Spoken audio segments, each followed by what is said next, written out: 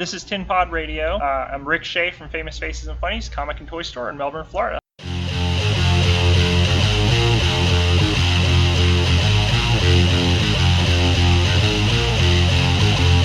Please don't fear me, because I know what I want. Please deliver me that soft part of your soul that makes you freeze time, staring in at yourself. It's time to step outside onto the path you once made.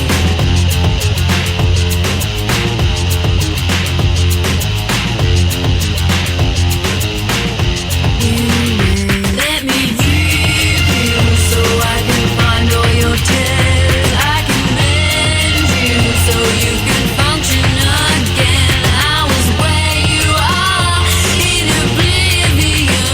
I know you feel alone. You got to ask yourself where you are now. It's where you are now.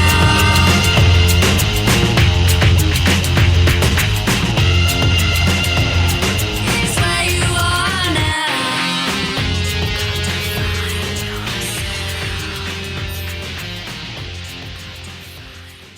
Chapter 2. This reality came to become known as the Tin Universe, or the Tin for short, by means of a traveller called Record. He was lost at the time when he stumbled upon it, and then got extremely drunk with a group of Caspary scouts during a scientific expedition to a moon. Not our moon, but a moon. He was depressed at being lost, and when asked about all the places he had travelled to, he went on a rant, and when he got to where he was, he said, "And then you have this Tinbit place." This Earth, on which all of these stories take place, is much like our own, but there are a few differences in a few noticeable ways. Different in the sort of ways brothers are different from one another and sisters are not. The way cats are different from one another but dogs are not. One noticeable difference is that there are no sharks in this reality. No sharks. The dolphins are fine, so take a deep breath and breathe, Flipper fans. Plenty of whooping cranes mucking about too, but no sharks. So the Jaws theme music no longer strikes the fear in the hearts of the half-naked women on the beaches of Maine like it once did. Speaking of Maine, did you know it's the toothpick capital of the world? Good for them. It's always good to be a something of the world.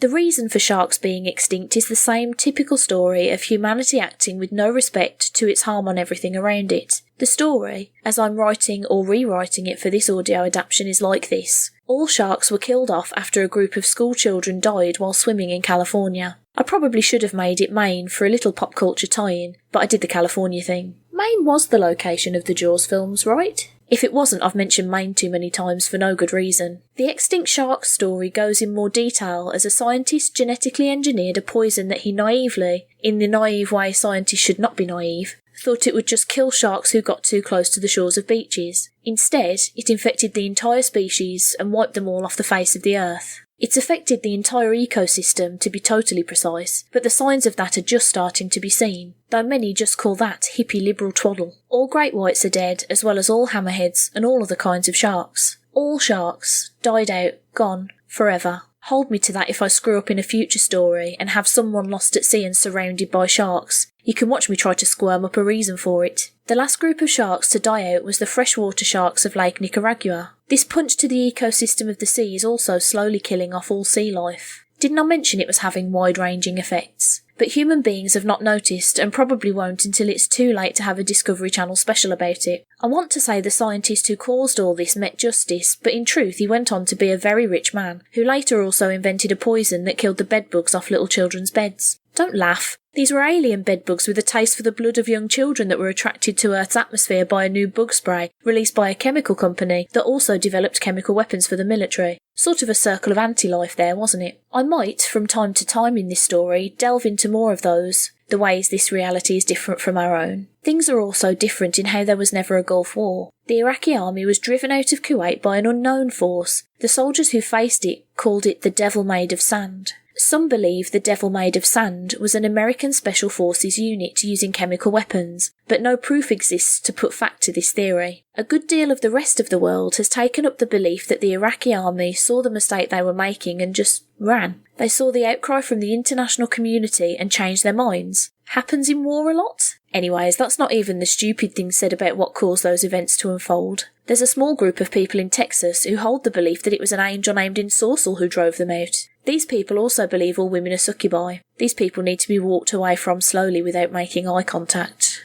The group's called The Nest, as an FYI. With the Gulf War having never taken place, the Iraq War never came into being at all, though some of the fuels that blaze that fire in our reality still exist and may ignite it in this one at any hour. The leader of Iraq, that Saddam guy, was killed mysteriously in this reality. A coalition of Middle Eastern nations now runs the government and its oil fields. This operation is supposedly with a heavy influence from the United States, or under heavy threat, depends on who you talk to. Deep within Iraq, though, there are the wheels of turning plans which are taking place which will soon rock this ancient country to its core. Its destiny seems to be set in destruction, no matter what the reality. A war is coming. The 9/11 attacks did happen, but in this reality the United States reacted to the goodwill from the rest of the world by creating closer partnership with the other nations to fight terrorism worldwide, and for the good of the worldwide community. The United Nations is actually something now, not just a mirage of hope.